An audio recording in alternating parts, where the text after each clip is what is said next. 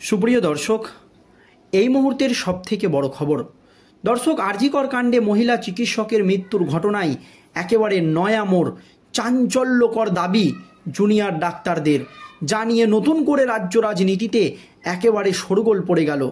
দর্শক, আপনারা সকলেই জানেন এই আর.জি. কর কাণ্ডে মহিলা চিকিৎসকের মৃত্যুর ঘটনায় রাজ্য রাজনীতি একেবারে তোলপাড়। এই আবহে একজনকে রাজ্যের পুলিশ গ্রেপ্তার করেছে। তবে কলকাতা হাইকোর্টের নির্দেশে সিবিআই তদন্তভার হাতে নেওয়ার পর কেন্দ্রীয় তদন্তকারী সংস্থার সিবিআই আধিকারিকরা কিন্তু কাউকে এখনও পর্যন্ত গ্রেপ্তার করতে পারেনি। কিন্তু সন্দেহর তালিকায় রয়েছে অনেকেই। এই আবহে আর.জি. করের প্রাক্তন অধ্যক্ষ সন্দীপ ঘোষকে দিনের পর দিন জেরা করে চলেছে সিবিআই আধিকারিকরা, কিন্তু তাকে এখনও গ্রেপ্তার করেনি সিবিআই। তবে তার বিরুদ্ধে একাধিক দুর্নীতির অভিযোগ সামনে এসেছে বা উঠেছে। আর এই আবহে জুনিয়র ডাক্তারদের একেবারে চরম সিদ্ধান্ত জানিয়ে নতুন করে রাজ্য রাজনীতিতে একেবারে শোরগোল পড়ে গেল। এবার পাকড়াও হতে চলেছে নেংটি থেকে ধেড়ে ইঁদুর সবকটাই। সিবিআইয়ের হাতে চাঞ্চল্যকর তথ্য তুলে দিল জুনিয়র ডাক্তাররা। তার পরপরই তাদের নাম প্রকাশ। কি নাম সামনে এসেছে জানাবো আজকের এই প্রতিবেদনে। দর্শক, খুবই গুরুত্বপূর্ণ প্রতিবেদন, আপনাদের সকলকে শেষ পর্যন্ত দেখার অনুরোধ রইল। আপনারা সকলেই জানেন এই আর.জি. কর কাণ্ডে মহিলা চিকিৎসকের মৃত্যুর ঘটনায় কর্মবিরতি পালন করছে ডাক্তাররা। মুখ্যমন্ত্রী মমতা ব্যানার্জি তা জুনিয়র ডাক্তারদেরকে তাদের কাজে যোগ দেওয়ার কথা বলেছে। তবে জুনিয়র ডাক্তাররা তাদের দাবিতে অনড় যে আর.জি. কর কাণ্ডে এই মহিলা চিকিৎসক এর বিচার না হওয়া পর্যন্ত তারা কাজে যোগ দেবে না, পরিষ্কার জানিয়ে দিয়েছে। আর এর পরপরই জুনিয়র ডাক্তারদের দেওয়া হচ্ছে হুমকি। আর তখনই একেবারে কঠোর পদক্ষেপ নিল প্রায় 2000 ডাক্তার।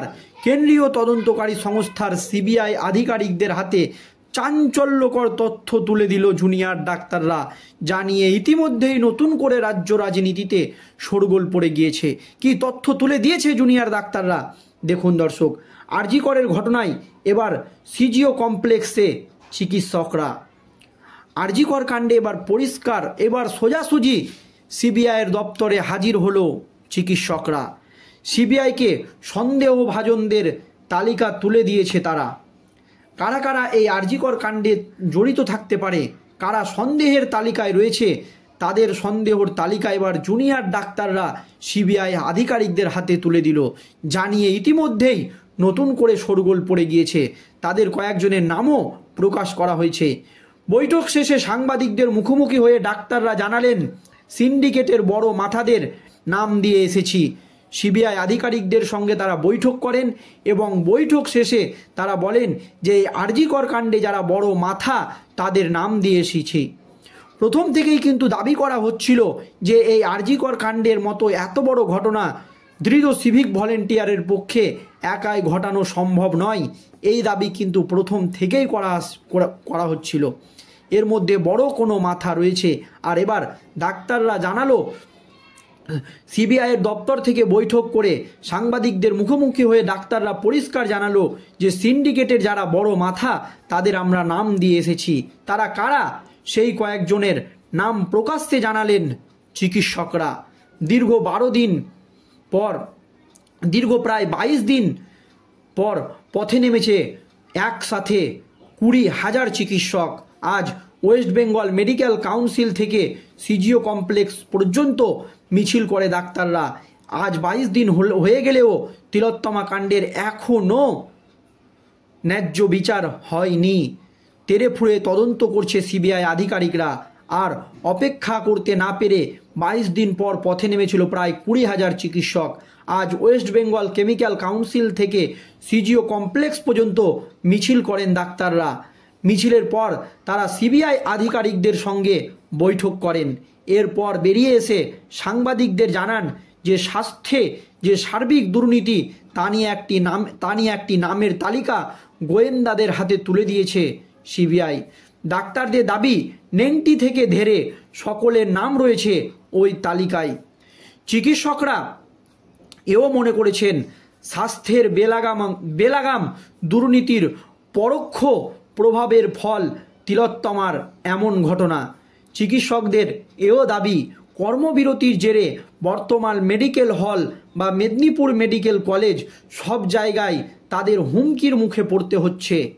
ডাক্তারদের বক্তব্য, কারা এই থ্রেট সিন্ডিকেট শুরু করেছিল তা খুঁজে বের করতে হবে, তাহলেই কান টানলে মাথা আসবে। তিলোত্তমা ঘটনায় অভিযুক্তদের প্রকাশ্য চলে আসতে পারে। এই তিলোত্তমা কাণ্ডে কারা অভিযুক্ত তারা কিন্তু এবার প্রকাশ্যে চলে আসতে পারে ডাক্তারদের এই কঠোর সিদ্ধান্তে। ডাক্তাররা কিন্তু পরিষ্কার জানিয়েছে ধেরে থেকে নেংটি সকলেরই নাম সিবিআই আধিকারিকদের হাতে তারা এতদিনে তুলে দিয়েছেন। আন্দোলনরত চিকিৎসকরা এও বলেন একের পর এক মিথ্যার পাহাড় সাজিয়ে তোলা হচ্ছে বড় কাউকে বাঁচাতে বা বড় কোনো মাথাকে বাঁচাতে।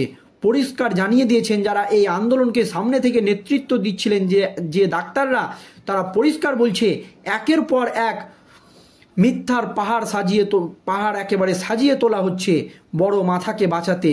ধেরেতম থেকে নেংটিতম দীর্ঘতম তালিকা দিয়ে এসেছি সিবিআইয়ের হাতে। সেখানে কাদের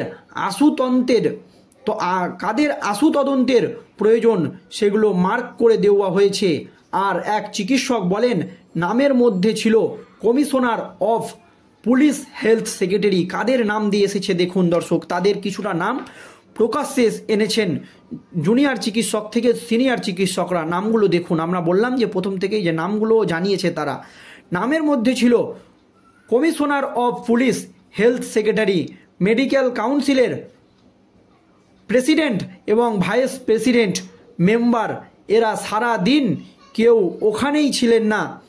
তার যুক্তি গ্রাহ্য বুঝতে পারিনি আমরা, এখন বুঝতে পারছি।